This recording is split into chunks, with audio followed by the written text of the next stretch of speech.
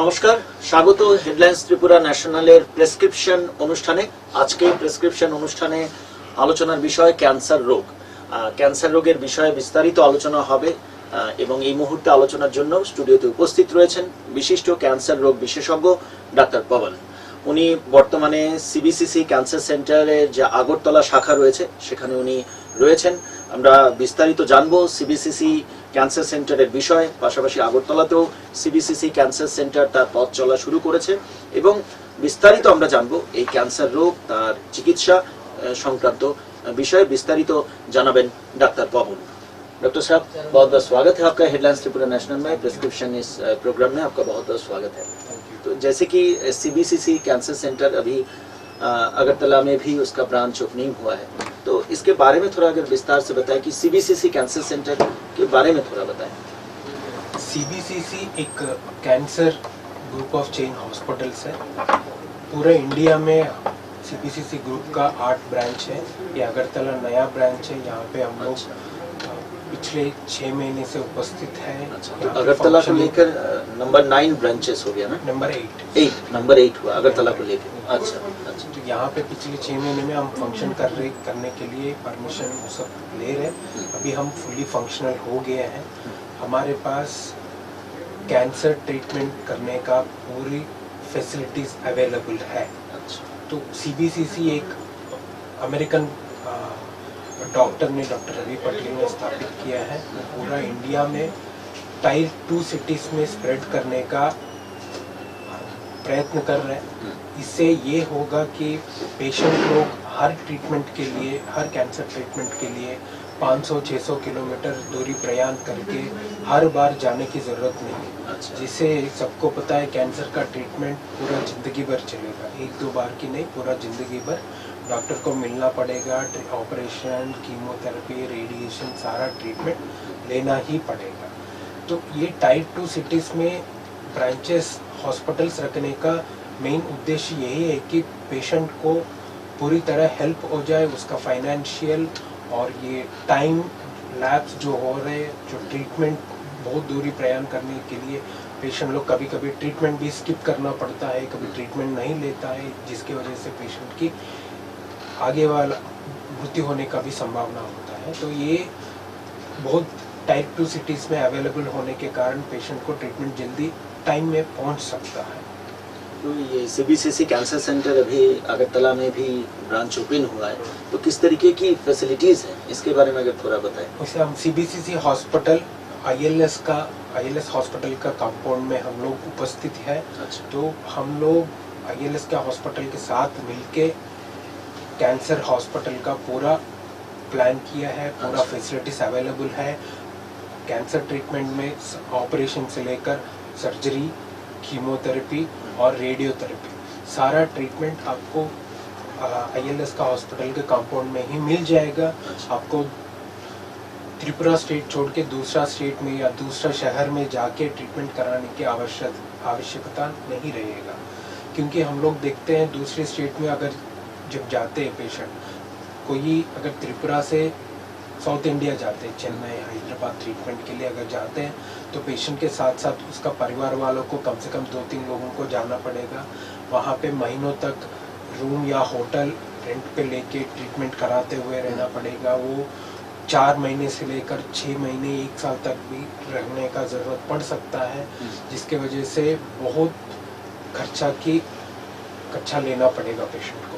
अगर वही ट्रीटमेंट, वही क्वालिटी का ट्रीटमेंट, वही फैसिलिटीज़ के साथ अगरतला में ही अवेलेबल है, तो आपको त्रिपुरा छोड़ के कहीं जाने की ज़रूरत नहीं है। आपको सारा ट्रीटमेंट, ऑपरेशन, कीमोथेरेपी, रेडिएशन, पेट सीटी, सारा अगरतला में ही अवेलेबल है। तो आपको दूसरा स्टेट जाके ट्रीटमेंट कराने में जितना खर्चा आ रहा है उससे आधा या उससे भी कम खर्चा में आपको पूरा ट्रीटमेंट यहीं पे मिल जाएगा। अच्छा डॉक्टर साहब, ये सीबीसीसी कैंसर सेंटर में अलग क्या है? देखिए, त्रिपुरा स्टेट में हमारा रीजनल कैंसर सेंटर छोड़ के और दूसरा हॉस्पिटल कैंसर हॉस्पिटल नहीं है। मेरा कहना है कि पूरा जो आप अभी तक आपने बताया कि अभी तक 8 ब्रांचेस अगरतला को लेकर 8 ब्रांचेस हुए हैं, तो सीबीसीसी कैंसर सेंटर में अलग क्या है, फैसिलिटीज में अलग कुछ है क्या, और अगर अलग है तो क्या है इसमें? हमारे पास पूरी की फैसिलिटीज एक ही रूफ में मिल जाएगा। अच्छा। मतलब जैसे मान लीजिए पेट सिटी के लिए बाहर और कोई हॉस्पिटल में जाने की जरूरत नहीं है, या कीमोथेरेपी के लिए और कहीं जाने की जरूरत नहीं है, रेडियोथेरेपी के लिए जाने की जरूरत है, सारा एक ही अंडर एक ही जगह पे मिल जाएगा। और आपको क्वालिटी ऑफ ट्रीटमेंट जो मिलेगा एकदम इंटरनेशनल गाइडलाइंस और इंटरनेशनली रिकॉग्नाइज्ड सोसाइटीज जो गाइडलाइंस फ्रेम किए हैं उसी गाइडलाइंस के रूप में क्वालिटी ऑफ ट्रीटमेंट मिलेगा। ये नहीं आपको गलत ट्रीटमेंट कहीं कभी मिलेगा भी नहीं, और उसके बारे में पेशेंट को चिंता होने की ज़रूरत भी नहीं है। यहाँ पे जो ट्रीटमेंट मिलता है वो एकदम फर्स्ट क्लास ट्रीटमेंट और बहुत अच्छा क्वालिटी ट्रीटमेंट मिलेगा। डॉक्टर पवन, अभी आज के टॉपिक पे आते हैं। कैंसर जो डिजीज है क्या है, इसका थोड़ा अगर डेफिनेशन या विस्तार में बताएं कि कैंसर डिजीज क्या है और होता क्यों? देखिए, कैंसर होने का बहुत सारा कारण है, उसका कारण हम आगे जानेंगे। बट कैंसर ऐसा बीमारी है, अगर फैमिली में किसी को कैंसर हो जाता है तो उसमें पूरा परिवार इफेक्ट होगा, क्योंकि जो कैंसर का बीमारी है वो दिन ब दिन बढ़ते जाएगा, और सही स्टेज में अगर इलाज नहीं करेंगे तो सीधा फैमिली के ऊपर फाइनेंशियली सोशली इफेक्ट करेगा। और जो मरीज कैंसर से इफेक्ट हुआ है वो जल्दी देहांत हो जाएगा। उसको सही टाइम में ट्रीटमेंट मिल सकता है तो पूरे की पूरा इलाज करने का, क्यूर करने का चांसेस बहुत ज़्यादा है। तो फॉर एग्जांपल अगर कैंसर के बारे में इंसिडेंस और मोर्टालिटी अगर बांटते हैं, त्रिपुरा स्टेट में हर साल में कम से कम 10 से 12,000 लोग कैंसर से इफेक्ट हो रहे हैं। अच्छा, कोई भी कैंसर ये अभी प्रेजेंट का स्टेटिस्टिक्स है? प्रेजेंट अच्छा। हमारा ICMR का डाटा है। अच्छा। तो उन्होंने ये बता रहे हैं जितना लोगों को जो भी कैंसर होता है, लगभग 10 से 12,000 जो मैंने बता रहा हूँ, उससे आधा लोग, जैसे 50 to 53% लोग ट्रीटमेंट नहीं मिलने के कारण या सही टाइम में ट्रीटमेंट नहीं मिलने के कारण उसका देहांत हो जाता है। अच्छा। तो आप मान लीजिए अगर साल में 12,000 लोग इफेक्ट हो रहे हैं, उसमें 6,000 लोग मृत्यु की इसमें गोद में जा रहा है, तो जो सही नहीं है। जो इसके कारण हमको ये पता चल रहा है कैंसर की ट्रीटमेंट की क्वालिटी इम्प्रूव होना है, कैंसर को अर्ली स्टेज में पकड़ना है और उसके बारे में जानना बहुत ज़रूरी है। कैंसर डिजीज के बारे में अगर थोड़ा बताएंगे, होता कैसे है और किस तरीके से इफेक्ट होता है? जिसे हम कारण लेते हैं, कैंसर होने का कारण कई कारण होता है, उसमें से फर्स्ट एंड मेन रीज़न आता है हमारा एडिक्शंस। जिसे मान लीजिए कोई अगर स्मोकिंग कर रहा है, बहुत अगर 15 साल 20 साल से स्मोकिंग करेगा तो उनको लंग कैंसर होने का संभावना रहता है। अच्छा। कोई अगर गुटखा, पान मसाला, कोई रूप में तंबाकू ले रहे तो उसको मुंह का कैंसर, गले का कैंसर होने का संभावना रहता है। अच्छा। जैसे कोई दारू पीते हैं तो वो अगर लिमिट से ज़्यादा अल्कोहल लेने से उनको liver cancer, pancreas cancer, stomach cancer, colon cancer, ये सब होने का संभावना रहता है। अच्छा। और अभी जो इस जमाने में जो फूड आ रहा है, फास्ट फूड के वजह से भी कैंसर का इंसिडेंस ज़्यादा बढ़ रहा है। अच्छा। एयर पोल्यूशन से कैंसर इंसिडेंस बढ़ रहा है। और इसके अलावा और एक रीज़न है हेरिडेटरी, अच्छा। जो फैमिली में रन करता है। अच्छा। जैसे मान लीजिए हमारा माता के ब्लड लाइन में या पिता के ब्लड लाइन में किसी को कैंसर हुआ है, अच्छा, तो उसके कारण हमारी लाइफ लाइन में हमारे बच्चों को या हमारी जनरेशन में कैंसर होने का संभावना रहता अच्छा, है। अच्छा। फॉर एग्जाम्पल हम ब्रेस्ट और ओवेरियन कैंसर लेते हैं, उसके लिए BRCA जीन करके रहता है जो फैमिलीज में रन कर सकता है। अच्छा। तो इसी के लिए, इसके वजह से उसका ब्लड लाइन में जो भी रहता है, फीमेल्स या मेल्स कोई भी इफेक्ट हो सकता है।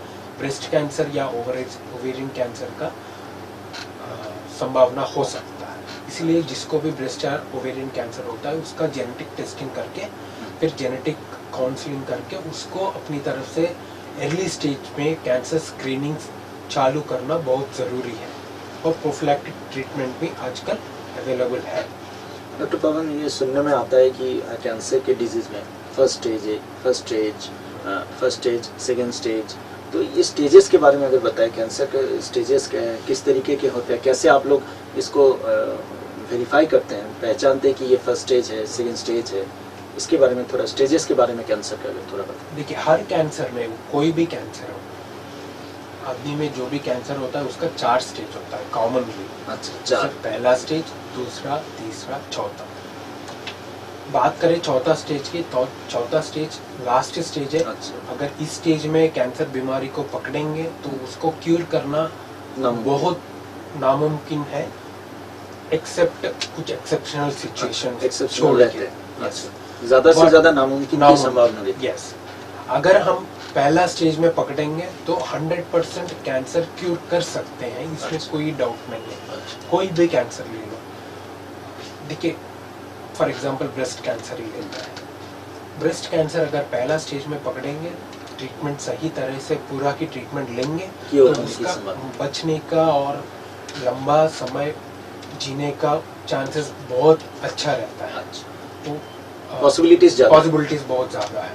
जैसे मान लीजिए कैंसर में thyroid cancer, breast cancer, prostate, ये थोड़ा कंपैरेटिवली अच्छा कैंसर बोलते हैं। इसका अगर शुरुआत स्टेज में, पहला दूसरा स्टेज में अगर पकड़ेंगे, सही तरह से ट्रीटमेंट कम्प्लीटली लेंगे और डॉक्टर को रेगुलर फॉलोअप में रहेंगे तो इसको क्यूर करना बहुत अच्छा चांसेस है। और जो लाइफ टाइम है वो अच्छे से, क्वालिटी ऑफ लाइफ और लेंथ ऑफ लाइफ भी हमारा बढ़ेगा। अच्छा, जिससे हम कैंसर की फॉर एग्जांपल पहला स्टेज हम बात किए हैं, दूसरा और तीसरा स्टेज के बारे में बात करेंगे। दूसरा और तीसरा स्टेज में क्यूर का चांसेस पहला स्टेज से कंपैरेटिवली थोड़ा कम होता है, बट हाँ सेकंड और थर्ड स्टेज में भी क्यूर करने का चांसेस रहता है। अच्छा, ठीक है, बट इसमें जो ट्रीटमेंट हम लेते हैं वो ट्रीटमेंट का प्रोटोकॉल, टाइम वो थोड़ा लंबा होता है। और ट्रीटमेंट मान लीजिए फर्स्ट स्टेज में कोई खाली ऑपरेशन से, फर्स्ट स्टेज में कैसे इफेक्ट होता है, सेकंड स्टेज में कैसे इफेक्ट होता है, इसके बारे में थोड़ा अगर बताएं। उसका डायग्नोसिस के बारे में मैं आगे बताता हूँ। पहले स्टेजेस के बारे में, हाँ स्टेजेस के बारे में, जैसे हम दूसरा तीसरा स्टेज के बारे में बता रहे हैं। जैसे कि आपने बताया कि फर्स्ट स्टेज अगर मान लीजिए आप लोग देख रहे हैं तो इसमें क्योर होने की पॉसिबिलिटीज बहुत ज्यादा है। दूसरे और तीसरे में भी ऐसी संभावना है, लेकिन फोर्थ स्टेज ज्यादा डिफिकल्ट है। आपको जैसे बड़ा अतड़ी का कैंसर अगर लेंगे, बड़ा अतड़ी का कैंसर अगर पहला स्टेज में पकड़ेंगे तो 5 साल जीने का संभावना लगभग 90%। अच्छा, ठीक है। अच्छा। तो अगर सेकंड और थर्ड स्टेज लेंगे 5 साल जीने का संभावना थोड़ा कम हो जाता है, बट अच्छा है, 70%, 60 to 70%। तो 100 लोग अगर फर्स्ट स्टेज में पकड़ेंगे उसमें से 90 लोग 5 साल के बाद भी क्यूर होके हमारे सामने रहेगा। अच्छा। वही दूसरा और तीसरा लेंगे तो 60 to 70%। अगर चौथा स्टेज लेंगे तो 5 साल का क्योर सर्वाइवल है बहुत कम हो जाएगा, वो लगभग 25-30 के बराबर होगा। तो ये स्टेज, अगली स्टेज में पकड़ने का इम्पोर्टेंस ये है। अच्छा, तो इस तरीके के आपने 4 स्टेजेस के बारे में बताया। तो इसका डायग्नोज करने का तरीका है, इसके बारे में जानेंगे डॉक्टर पवन, लेकिन उससे पहले एक सवाल, कैंसर नाम से ही क्यों इतना फियर, डर क्यों आता है, क्या इसका मेन रीजन क्या है? जैसे मैंने बोला, कैंसर पूरी परिवार को अफेक्ट करता है। वो परिवार साइकोलॉजिकली, सोशली और फाइनेंशियली पूरी की तरह तबाह हो जाएगी। फॉर एग्जांपल किसी पेशेंट को, कि फैमिली में किसी मेंबर को कैंसर हो गया तो उसका ट्रीटमेंट का जो खर्चा है आजकल का मेडिकल खर्चों में, एक्सपेंसेस में बहुत ज़्यादा होता है। ये क्या स्टेजेस के ऊपर भी डिपेंड करता है? एग्जैक्टली।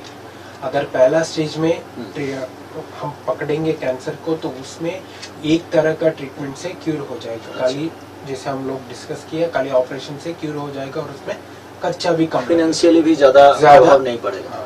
अगर वो दूसरा तीसरा स्टेज में पकड़ेंगे थोड़ा उसमें और ज्यादा। कीमोथेरेपी और रेडिएशन देने की भी जरूरत होगा। अच्छा। तो अगर ऑपरेशन, कीमोथेरेपी, रेडिएशन ये तीनों मिलाएंगे तो उसका खर्चा जो है वो बहुत ज्यादा रहेगा। अच्छा। फॉर एग्जाम्पल मान लीजिए कोलोन कैंसर का खर्चा ऑपरेशन जो 2 लाख के अंदर खत्म हो जाता है, तो हमारा खर्चा भी उसके अंदर ही हो जाएगा। अगर मान लीजिए वो दूसरा तीसरा स्टेज पे जाएंगे तो उसमें कीमोथेरेपी देना पड़ेगा, रेडिएशन की भी जरूरत पड़ सकता है, तो उसमें खर्चा ज्यादा हो जाएगा। जो 2 लाख में खत्म हो रहा है वो 10 लाख तक हो जाएगा। अगर वो चौथा स्टेज में पकड़ेंगे, आप जितना भी खर्चा करो क्यूर करना असंभव है, बट हम पेशेंट की लाइफ जो है वो बड़ा कर सकते हैं। अच्छा। लंबा कर सकते हैं। जैसे मान लीजिए 4th स्टेज में जो भी कैंसर पेशेंट 1 साल तक जी रहे कीमोथेरेपी देके, उसको 2 साल 3 साल तक उसका लाइफ हम बढ़ सकते हैं। अच्छा। बढ़ा सकते हैं, और उसमें खर्चा भी बहुत ज़्यादा होगा। तो हम लोग सुनते रहते हैं, हम लोग ये कैंसर के ट्रीटमेंट के वजह से हम लोग घर बेच दिया, क्रॉप्स बेच दिया, ये सब जो असेट्स है वो सब बेचने की ज़रूरत पड़ी। तो उसके वजह से फैमिली को बहुत ज़्यादा डर पैदा होता है। दूसरा साइकोलॉजिकल, ये कैंसर ट्रीटमेंट लेते के टाइम पे पूरा के पूरा फैमिली वो साइकोलॉजिकल स्ट्रेस में रहेगा।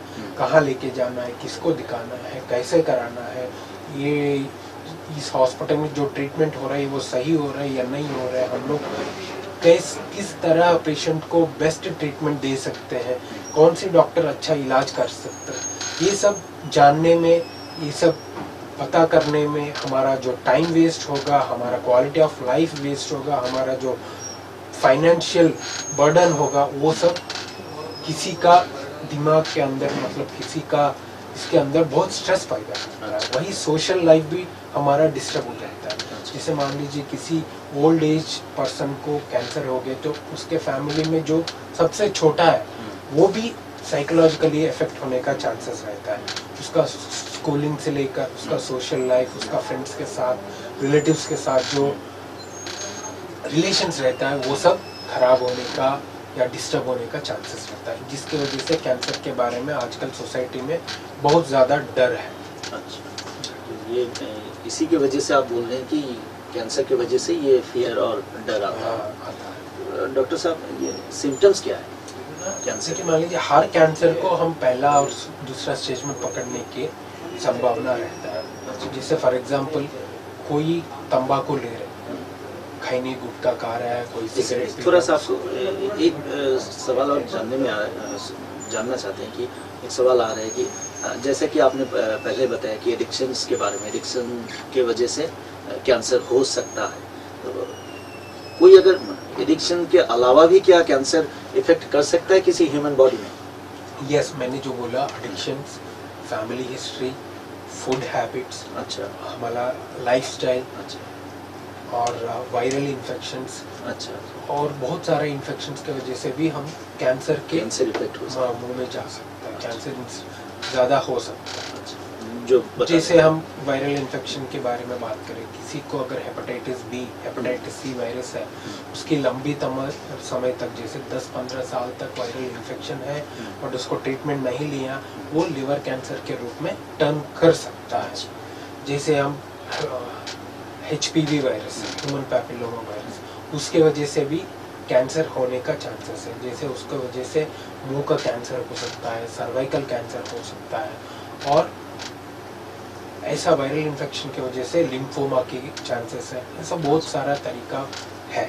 फूड क्या कुछ रीजंस है इसमें? यस, जैसे फॉर एग्जांपल फास्ट फूड्स हम लेते हैं, अच्छा, जिसको प्रो इन्फ्लेमेटरी फूड बोलते हैं, जैसे हम बर्गर को, ये जो भी है, हम लोग जो फास्ट फूड ले रहे हैं आजकल के जनरेशन में, वो सब प्रो इन्फ्लेमेटरी है। हमारा बॉडी में लंबी समय तक इन्फ्लेमेशन कॉज करेगा, इरिटेशन कॉज करेगा। जो भी लंबी समय इरिटेशन कॉज करेगा, उसकी वजह से कैंसर होने का चांसेस बहुत ज़्यादा है। तो डॉक्टर पवन, आप ये कह रहे हैं कि फास्ट फूड चिंता का विषय हो सकता है ह्यूमन बॉडी के लिए? यस।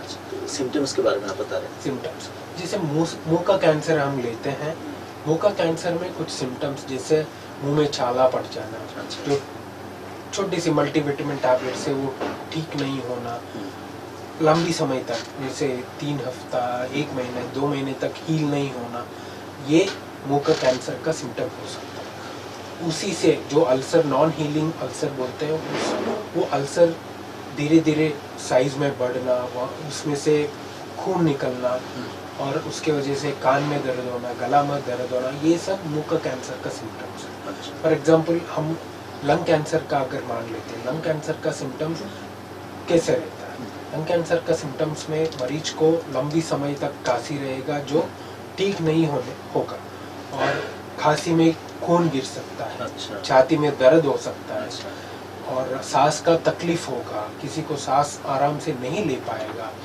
ये सब कारण हो सकता है, ये सब सिम्टम्स हो सकता है। जैसे अगर पेट का कैंसर हो गया, पेट का कैंसर में हम अतड़ी का कैंसर या पेट का कैंसर अगर लेते हैं, पेट में दर्द होना, भूख नहीं लगना, जो भी हम खाना खाते हैं डाइजेशन ठीक से नहीं होना, मोशन ठीक से नहीं होना, कॉन्स्टिपेशन होना, मोशन लेट्रिन में खून गिरना, ये सब सिम्टम्स हो सकता है।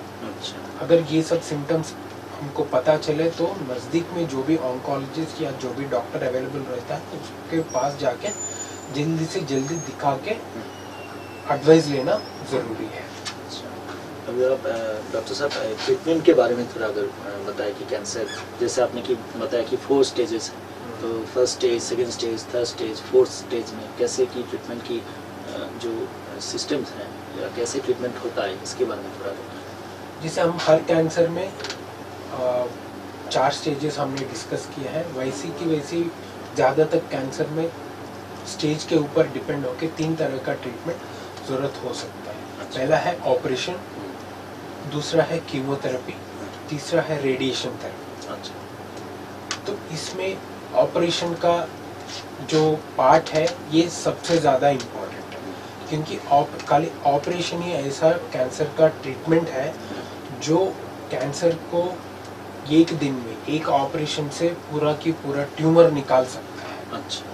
जैसे मान लीजिए किसी को पेट में कैंसर हो गया, अतड़ी में, तो उसको ऑपरेशन करके हम जितना पार्ट कैंसर के ये है, ट्यूमर है, उसको ऑपरेशन करके हम निकाल के और नया रास्ता बना सकते हैं, जिसकी वजह से पेशेंट कैंसर से राह पा सकता है। और उसके बाद कीमोथेरेपी का ज़रूरत होगा। कीमोथेरेपी माने इंजेक्शंस या टैबलेट के रूप में मेडिकल ऑन्कोलॉजिस्ट देगा, तो जिसकी वजह से हम पहला है कैंसर दोबारा होने का हम प्रिवेंट कर सकते हैं, और दूसरा हम अगर चौथा स्टेज में पकड़ेंगे तो उसका लाइफ थोड़ा क्वालिटी ऑफ लाइफ और ड्यूरेशन थोड़ा बढ़ाने के लिए कोशिश कर सकते हैं। जैसे रेडिएशन का ट्रीटमेंट भी कैंसर का ट्रीटमेंट में बहुत ज़रूरी है।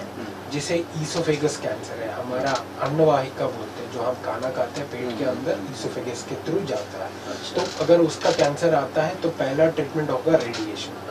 तो ये इतनी सारा पिछले 50 साल में जितना भी स्टडीज हुआ है, जितना भी इन्वेंशंस या एडवांसमेंट्स हुआ है, इससे ये पता चल रहा है अगर सारा ट्रीटमेंट एक साथ में लेंगे, स्टेज के ऊपर डिपेंड होंगे, तो उसका क्यूर रेट ज़्यादा होगा। टोटल जो आप ट्रीटमेंट बोल टोटल। जैसे मान लीजिए ब्रेस्ट कैंसर के बारे में हम बात करें, अगर पहला स्टेज होगा ऑपरेशन होगा, ऑपरेशन के बाद कीमोथेरेपी लेना पड़ेगा, और वो ऑपरेशन में जो निकालेंगे वो टेस्ट में जाएगा, उसके हिसाब से रेडिएशन का भी ज़रूरत पड़ सकता है। और हर फील्ड में अपना अपना एडवांसमेंट्स है, जैसे ऑपरेशंस में एडवांसमेंट है, कीमोथेरेपी में एडवांसमेंट है, रेडिएशन में भी पहले से ट्रीटमेंट और ज़्यादा क्वालिटी ऑफ ट्रीटमेंट, अभी बेहतर क्वालिटी का ट्रीटमेंट दे सकते हैं, और अच्छी तरह से कम दाम में ट्रीटमेंट हम पेशेंट को दे सकते हैं। डॉक्टर साहब, ये ओरल और छाती में इसके जो कैंसर, इसका भी ट्रीटमेंट क्या इस तरीके जैसे आपने बताया? मुंह में छाला पड़ गया, जीभ का छाला पड़ गया और वो कैंसर निकला, तो उसको पहला होगा हमेशा ऑपरेशन। अगर वो पहला, दूसरा, तीसरा स्टेज में जो भी रहेगा उसको ऑपरेशन होगा। ऑपरेशन में जहाँ पे छाला है उसके साथ साथ जो भी आसपास में नॉर्मल रीजन जो दिखेगा उसको निकाल के दूसरी जगह से मांस लेके वहाँ पे हम रिकंस्ट्रक्शन करेंगे। तो वो जो कैंसर निकाला है वो टेस्ट में जाएगा और ये टेस्ट क्या फर्स्ट स्टेज सेकंड स्टेज में हो सकता है? होगा, first stage, second stage, third stage में होगा, थर्ड में भी होगा, फोर्थ में थोड़ा क्रिटिकल हो फोर्थ में भी सकता है। कंडीशन के हिसाब से ऑपरेशन भी अच्छा, होगा, किया जा सकता किया जा सकता है। है। बट पहला, दूसरा, तीसरा में पहला ऑपरेशन होगा, उसके बाद बाकी का ट्रीटमेंट। ओह, अच्छा। जैसे मैंने ऑपरेशन के बारे में बताया, वो जो ऑपरेशन में निकाला वो टेस्ट में जाएगा और उसके बाद उसका कंडीशन के हिसाब से कीमोथेरेपी और रेडिएशन देने की जरूरत पड़ सकता है। तो तो ऑपरेशन का इसमें टाइम पहला ट्रीटमेंट हो गया, पहला और सबसे इम्पोर्टेंट ट्रीटमेंट हो गया ऑपरेशन। अच्छा, ऑपरेशन। ऑपरेशन से आपका कैंसर मिट जाएगा और आपका एरिया जहाँ पे कैंसर हुआ है वहाँ पे रिकंस्ट्रक्शन भी होगा। अच्छा, और उसको दोबारा नहीं होने के लिए हम प्रिवेंट करने के लिए कीमोथेरेपी और रेडिएशन की सहारा ले सकते हैं। अच्छा, शेप जो पहले था वैसे जैसा ही हो जाएगा। हाँ, आजकल जो एडवांसमेंट्स है उसके हेल्प से हम पूरा की पूरा पहले जैसा था वैसे ही करने की Shape कोशिश दे कर सकते हैं, अच्छा। शेप देने की कोशिश कर सकते हैं। अच्छा, असंभव नहीं है, अच्छा। वो संभव है संभव। और सबसे अच्छा ट्रीटमेंट भी हमको अवेलेबल है। ऑपरेशन का टाइम मैक्सिमम और मिनिमम कितना हो सकता है स्टेजेस के ऊपर? ऑपरेशन का टाइम बोल रहे हैं? हाँ, कितने टाइम तक ये ऑपरेशन हो मतलब आप होता है जैसे ऑपरेशन? मान लीजिए कैंसर को अगर पकड़ लिया, मुंह का कैंसर या जीभ का कैंसर, उसको जल्दी से जल्दी ऑपरेशन करना जरूरी है। कोई भी अगर कैंसर पहले जानेंगे, पता चलेगा, उसको स्टेजिंग करेंगे, अच्छा, कुछ टेस्ट करेंगे जैसे सीटी स्कैन, एमआरआई, पेट सीटी, कैंसर के ऊपर डिपेंड होके उसके बाद हम ट्रीटमेंट में जाएंगे। पहला होगा ऑपरेशन। उस ऑपरेशन लगभग 2 घंटे से लेकर 4 घंटे तक अच्छा, उस दिन maximum। ऑपरेशन मैक्सिमम चल सकता है। उसके बाद पूरा बाहर- हील होने के बाद 15 दिन के बाद टाका सारा निकालने के बाद पेशेंट कीमोथेरेपी या रेडिएशन में जाने की जरूरत पड़ सकता है। और ये लंग कैंसर है? लंग कैंसर भी सिमिलर है। अगर पहला स्टेज में लंग कैंसर पकड़ेंगे तो उसको ऑपरेशन करके हम निकाल सकते हैं। उसके बाद कोई ट्रीटमेंट लेने का जरूरत भी ना पड़ सकता है। अच्छा, अगर वो दूसरा तीसरा स्टेज में पकड़ेंगे, हाँ, ऑपरेशन के बाद कीमोथेरेपी और रेडिएशन की जरूरत पड़ेगा। ये कितने दिन तक?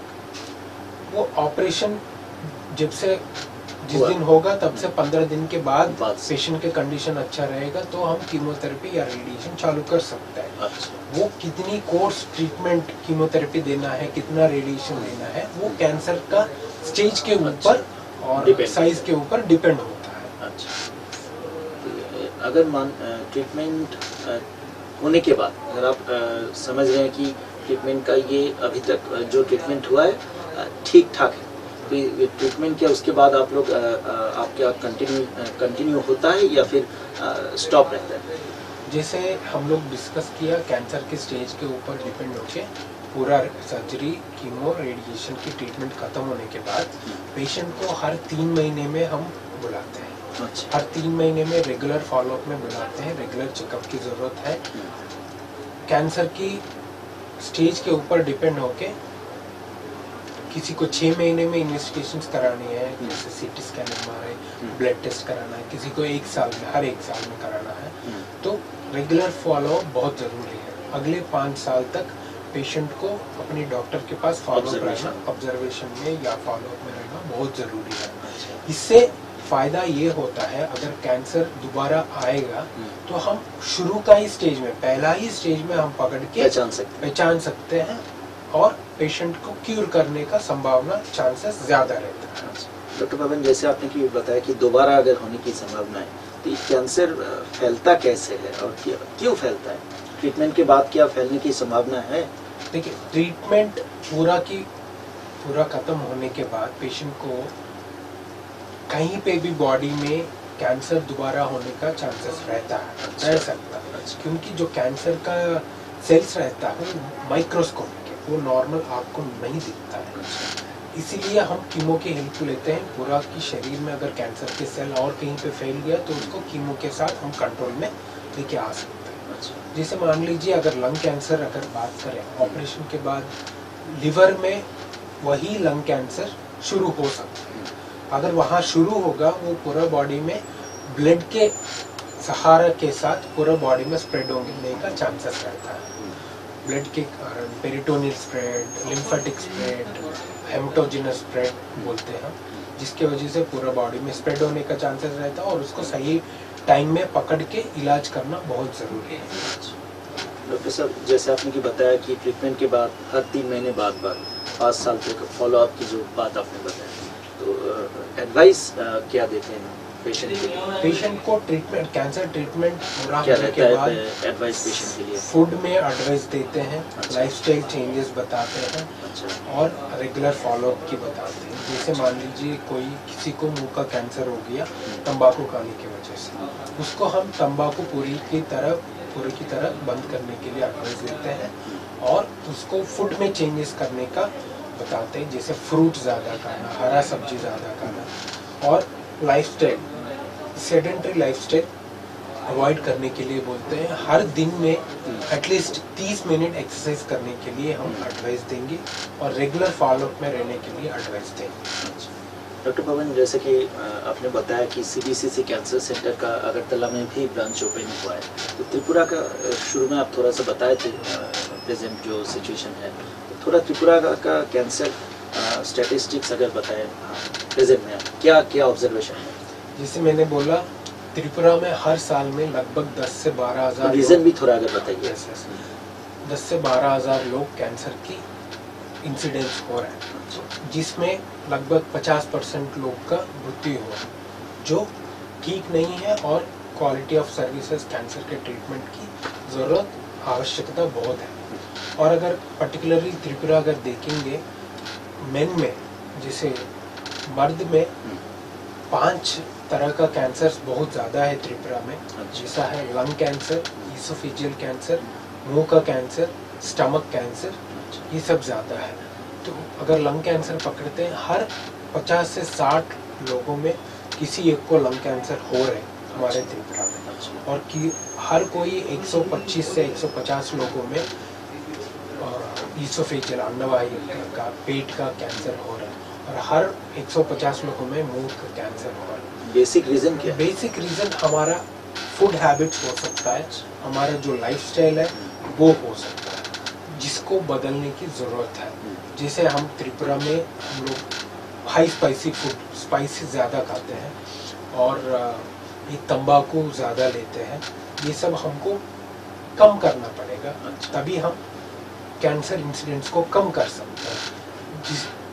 हम लोग CBCC यही कारण के वजह से सोसाइटी में, लोगों में कैंसर अवेयरनेस स्प्रेड करना चाह रहे हैं, तो हम लोग आगे जाके कैंसर कैंप्स हर सोसाइटी का सेगमेंट में, हर कोने में, सोसाइटी का हर कोने में जाके कैंसर कैंप कंडक्ट करके कैंसर अवेयरनेस ज़्यादा कराने के लिए हम कोशिश कर रहे हैं। अच्छा, ट्रीटमेंट जैसे के साथ साथ आप लोग अवेयरनेस में भी यस, हम लोग करते हैं कैंसर अवेयरनेस, कैंसर स्क्रीनिंग और कैंसर प्रिवेंशन हमारा मोटो है कैंसर ट्रीटमेंट के अलावा। जैसे रिसेंट हम लोग पिछले हफ्ते शुरू हो गया, पिछले हफ्ते हम लोग त्रिपुरा का प्रेस क्लब के साथ मिलके एक कैंप कंडक्ट किया है, हेल्थ कैंप, और उसके पहले भी हम लोग भी कैंसर कैंप्स कंडक्ट करना शुरू किए हैं लोगों में डॉक्टर पवन, ये क्या सिर्फ अगरतला में ही आप लोग लिमिट है या फिर पूरे त्रिपुरा में और भी डिस्ट्रिक्ट्स में? हम लोग पूरा त्रिपुरा में स्प्रेड करने के लिए कोशिश कर रहे हैं। पूरा त्रिपुरा का हर सोसाइटी का सेगमेंट में अवेयरनेस क्रिएट करने के लिए कोशिश कर रहे हैं।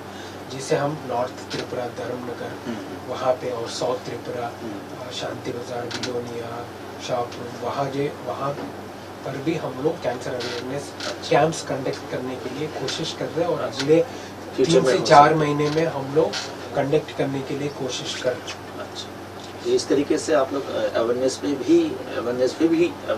कर रहे हैं। अवेयरनेस के साथ साथ ही कैंसर का, जैसे मैंने बोला, कैंसर को अगर अर्ली स्टेज में पकड़ना है तो कैंसर के बारे में जानना बहुत ज़रूरी है। जिसको कैंसर के बारे में इंफॉर्मेशन पूरा की पूरा रह सकता है, वो सोसाइटी में हर किसी को एडवाइस भी दे सकता है और खुद को भी सावधान रख सकते हैं और अपने आसपास सोसाइटी को भी अलर्ट कर सकता है। डॉक्टर पवन, एक बात सवाल ये है कि जो कैंसर ट्रीटमेंट में सर्जरी का क्या रोल होता है? सर्जरी, कैंसर ट्रीटमेंट में सर्जरी का बहुत ज़्यादा इम्पोर्टेंट रोल है। जैसे मान लीजिए हर कोई कैंसर का पहला ऑपरेशन करना होगा, स्टेज के ऊपर डिपेंड हो कि अगर पहला स्टेज में पकड़ेंगे कोई भी कैंसर, जैसे मुंह का कैंसर, छाती का कैंसर, ईसोफेगस अन्नवाहिका का, लंग का कैंसर, हाथ का, बोन का कैंसर, पेट का कैंसर, हथेली का कैंसर, जो भी कैंसर है पहला आपको ऑपरेशन कराना बहुत ज़रूरी है। और ऑपरेशन ही एक तरीका है कैंसर का जो एक दिन में आपको पूरा की पूरा ट्यूमर निकाल के हमको कैंसर से रहा कर सकते हैं। जैसे मान लीजिए किसी का पेट में कैंसर है, पेट का कैंसर, उसका ऑपरेशन करके पूरा की पूरा हम निकाल के नया रास्ता बना सकते हैं ताकि पेशेंट कैंसर से राहत मिले और कैंसर से छुटकारा मिले। और आगे कैंसर की छुटकारा मिलने के बाद उसको फिर से दोबारा आने का प्रिवेंट करने के लिए हम कीमोथेरेपी का सहारा लेते हैं। जैसे मैंने समझाया था, मुंह का कैंसर अगर होगा, पहला होगा ऑपरेशन, ऑपरेशन में पूरा कैंसर निकालेंगे और रिकंस्ट्रक्शन करेंगे। कैंसर के पहला जैसा था उसका मुंह वैसी की वैसी रूप देने के लिए कोशिश करते हैं। और उसके बाद बाकी ट्रीटमेंट का रोल आता है, जैसे कीमो का, रेडिएशन, वो दोबारा नहीं होने के लिए हेल्प ले सकते हैं। जैसे मान लीजिए किसी का दूसरा स्टेज में कैंसर पकड़ा, उसको भी पहले ऑपरेशन होगा, बाद में कीमोथेरेपी और रेडिएशन होगा। जैसे पेट का कैंसर भी है, पेट का कैंसर की इसमें पहला कीमोथेरेपी होगा, बट बाद में कीमोथेरेपी 3 साइकिल या 4 साइकिल का कीमोथेरेपी के बाद ऑपरेशन होके कैंसर पूरा निकल जाएगा। कीमोथेरेपी होता क्या? कीमोथेरेपी एक इंजेक्शन है। कीमोथेरेपी के जैसे हम इन्फेक्शन होता है तो एंटीबायोटिक्स लेते हैं, वैसे कैंसर होता है तो कीमोथेरेपी इंजेक्शन लेते हैं। इंजेक्शन या टैबलेट के रूप में अवेलेबल रहता है। जैसे अगर सर्जरी के बारे में बात करें, पहले ज़माने में सर्जरी करना बहुत मुश्किल रहता था, बट आजकल का टेक्नोलॉजी और एडवांसमेंट्स के साथ साथ पिछले 50 साल के अंदर कैंसर का जो ट्रीटमेंट है उसमें बहुत बदलाव आ चुका है। आजकल laparoscopic surgeries, robotic surgeries available है, बट हर कैंसर के लिए लैप्रोस्कोपिक सर्जरीज में जाने की ज़रूरत नहीं है। जैसे कुछ कैंसर को लैप्रोस्कोपिक सर्जरीज करना मना करते हैं, जिसके वजह से पेशेंट को फ़ायदा से ज़्यादा नुकसान होता है। उसके लिए इंटरनेशनल स्टडीज़ भी पब्लिश हुआ है और इंटरनेशनल सोसाइटीज़ और गाइडलाइंस जो फॉर्म करते हैं सोसाइटीज़, वेल नोन सोसाइटीज़, वो कुछ कैंसर्स के लिए लैप्रोस्कोपिक सर्जरीज मना करते हैं, उसमें ओपन सर्जरीज ही बेहतर है। तो नेक्स्ट एडवांसमेंट हो गया रोबोटिक सर्जरीज, जो रोबोटिक सर्जरीज के वजह से कैंसर का ट्रीटमेंट में बहुत बदलाव आ चुका है। जैसे गला का कैंसर अगर होता तो पहले रेडिएशन हो जाता था। फॉर एग्जांपल लैरिंग्स में कैंसर होता है तो लैरिंजियल प्रिजर्वेशन सर्जरीज आया है, उसके बाद में लैरिंजियल प्रिजर्वेशन ट्रीटमेंट के रूप में रेडिएशन कीमोथेरेपी देने की ज़रूरत पड़ता था, बट रोबोट आने की वजह से उसको हम ऑपरेशन करके एक दिन में कैंसर से छुटकारा दे सकते हैं। उसके बाद अगर ज़रूरत है तभी कैंसर कीमो और रेडिएशन की ज़रूरत पड़ता है। जैसे मैंने सर्जरी के बारे में बोला, एक दिन में सर्जरी का ट्रीटमेंट खत्म हो जाएगा, बट कीमोथेरेपी जो रहता है हर 3 हफ्ते में कीमोथेरेपी देना पड़ता है। वो अगले 6 महीने से 8 महीने कैंसर की स्टेज के ऊपर, कैंसर के ऑर्गन के ऊपर डिपेंड होकर उसका ट्रीटमेंट 6 महीने से 1 साल तक चलने की संभावना रहता है। जैसे रेडिएशन का ट्रीटमेंट का भी 1 महीने से लेकर 2 महीने 3 महीने तक भी उसका ट्रीटमेंट एक्सटेंड होता है, बट सर्जरी ही एक कैंसर का ट्रीटमेंट की तरीका है जो एक दिन में आपको कैंसर से छुटकारा दे सकता है। अच्छा, तो ये था आपने जो बताया कि सर्जरी का क्या रोल है ट्रीटमेंट में, तो एडवांस क्या हुआ है फैसिलिटीज में, ट्रीटमेंट में क्या नया क्या है? सर्जरी में एडवांसेस के बारे में बात करें, पहला था ये एडवांसेस माने एडवांसेस के कितने दिन या कितने साल से पहले हुआ है कि या फिर हाल ही में हुआ? एडवांसेस आपको पिछले 50 साल में बहुत सारा स्टडीज हुआ है, बहुत सारा सैम्पल्स है कि इंटरनेशनल और नेशनल स्टडीज कर रहे हैं, जिसके वजह से रिजल्ट के ऊपर बेस करके हर दिन ब दिन हमारा ट्रीटमेंट नया ट्रीटमेंट आ रहा है, नया एडवांसमेंट आ रहा है। और ये स्टडीज जो है वो कंटिन्यूअस स्टडीज है, ऐसा नहीं है एक स्टडी करके छोड़ दिया और उसमें जो रिजल्ट निकला है वही अगला 50 साल 100 साल फॉलो करेंगे, ऐसा नहीं है।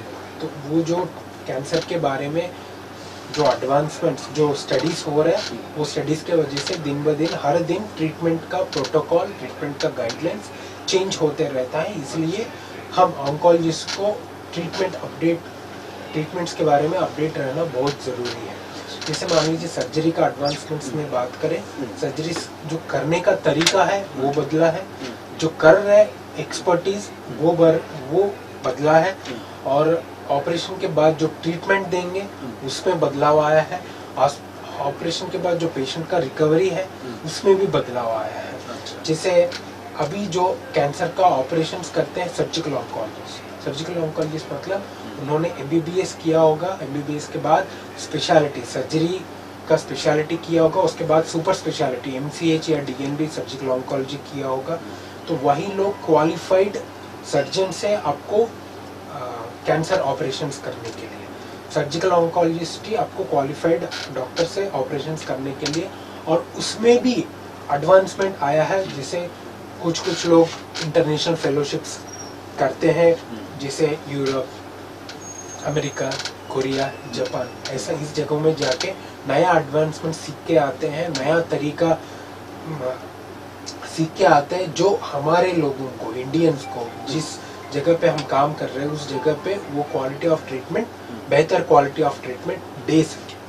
और अगर रिकवरी की बात करें, पहले ज़माने में होता था ऑपरेशन के बाद ये रिकवर होने में 1 महीना लगता था, अभी आपको ऑपरेशन के बाद 1 हफ्ते से 10 दिन के अंदर पूरा के पूरा रिकवरी हो जाता है, क्योंकि ऑपरेशन का करने का तरीका बदला है और जो ट्रीटमेंट प्रोटोकॉल है वो बदला है। और आजकल एनहांस्ड रिकवरी आफ्टर सर्जरी करके ईरास करके हम फॉलो करते हैं, जो दिन ब दिन अपडेट होते रहता है, जो एक्सपर्टीज और अपडेट होना बहुत ज़रूरी है। और वही लोग आपको एरास की तरह आपको ट्रीटमेंट दे सकते हैं और रिकवरी में हेल्प कर सकते हैं। डॉक्टर पवन, कैंसर प्रिवेंशन के बारे में थोड़ा आगे बताएं। जैसे हम लोग कैंसर क्यों हो रहे हैं वो तो डिस्कस किए हैं, और कैंसर प्रिवेंशन भी सिमिलर, कैंसर जो हो रहा है उसको उसके एग्जैक्टली ऑपोजिट कर। जैसे फॉर एग्जांपल सबसे मेन आता है कैंसर सेडेंटरी लाइफस्टाइल की वजह से होने का चांसेस ज़्यादा है।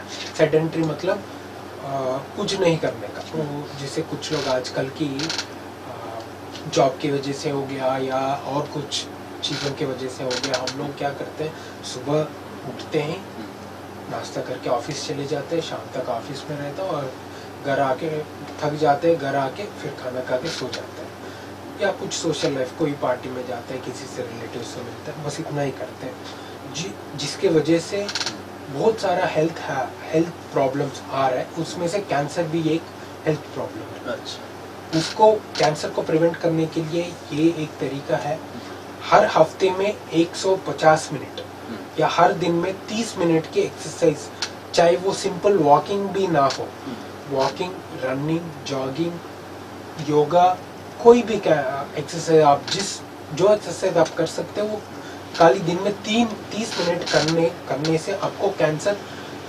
प्रिवेंट कर सकते हैं। जिससे मैं हमेशा अपना एम्प्लॉयज़ को बोलता हूँ, अपना कोलीग्स को भी बोलता हूँ, अपना कोलीग डॉक्टर्स को भी बोलता हूँ, हमारे पास जो 24 घंटा है उसमें अगर 8 घंटा सोएंगे तो हमारे पास फिर भी 16 घंटा बचेगा। उसमें से एटलीस्ट हम 10% हमारा बॉडी के ऊपर इन्वेस्ट कर सकते हैं। जैसे मान लीजिए 10% मतलब लगभग 40 मिनट से 60 मिनट होगा। अगर उतना आपका बॉडी के ऊपर इन्वेस्ट कर सकते हैं तो आप कई सारे डिसीज से बच सकते हैं, जैसे हार्ट का डिसीजेस, कोलेस्ट्रॉल डिसीजेस, कैंसर, ऐसा बहुत सारा डिसीजेस है जिससे आप बच सकते हैं। खाली 10% या जिसके पास उतना भी टाइम नहीं है, खाली 5% टाइम देने से आपका शरीर को हेल्दी रख सकता है और लंबा समय तक 80-90 साल तक हम बिना हेल्थ प्रॉब्लम का रह सकता है। जैसे आजकल की इंडियन की एवरेज लाइफ स्पैन अगर बोलेंगे तो वो लगभग 62 to 63 इयर्स है। जो अगर हेल्दी हैबिट्स फॉलो करेंगे तो उसको अगले 20 या 30 साल में हमारा लाइफ स्पैन जो है वो इंक्रीज होने का चांसेस बहुत ज़्यादा है। आखिर में आपका मैसेज क्या है? मेरा मैसेज यही है, कैंसर के बारे में जानिए, कैंसर के बारे में डरने की ज़रूरत नहीं है। कैंसर के बारे में जितना ज़्यादा जानोगे उतना बेहतर ट्रीटमेंट आप अपनी मरीज़ को या अपनी फैमिली को, अपनी रिलेटिव को आप दे सकते हैं। और कैंसर को अर्ली स्टेज में पकड़ेंगे तो क्यूर करने का चांसेस बहुत अच्छा है। जैसे ब्रेस्ट कैंसर, थायराइड कैंसर अगर अर्ली स्टेज में पकड़ेंगे तो उसमें क्यूर रेट बहुत अच्छा है और सर्वाइवल अगले 20-30 साल तक सर्वाइवल रेट भी है। तो कैंसर के बारे में डरने की ज़रूरत नहीं है। कैंसर के बारे में जितना ज़्यादा जानोगे उतना हमारी सोसाइटी के लिए अच्छा है।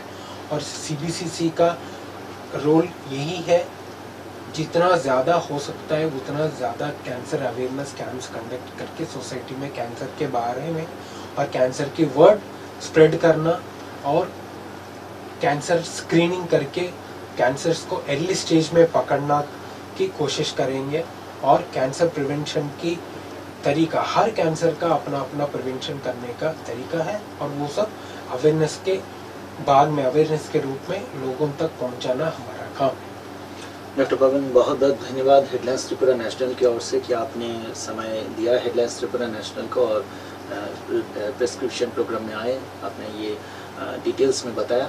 बहुत बहुत धन्यवाद, बहुत बहुत शुक्रिया, बहुत बहुत धन्यवाद हेडलाइंस त्रिपुरा नेशनल की तरफ से आपको बहुत बहुत धन्यवाद। Thank you.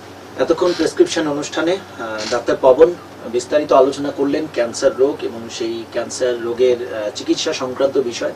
পাশাপাশি আপনারা ডাক্তার পবনের কাছ থেকে শুনলেন যে CBCC ক্যান্সার সেন্টার এখন আগরতলাতেও পথ চলা শুরু করেছে। এখনকার মতো প্রেসক্রিপশন অনুষ্ঠান এ পর্যন্তই। নমস্কার।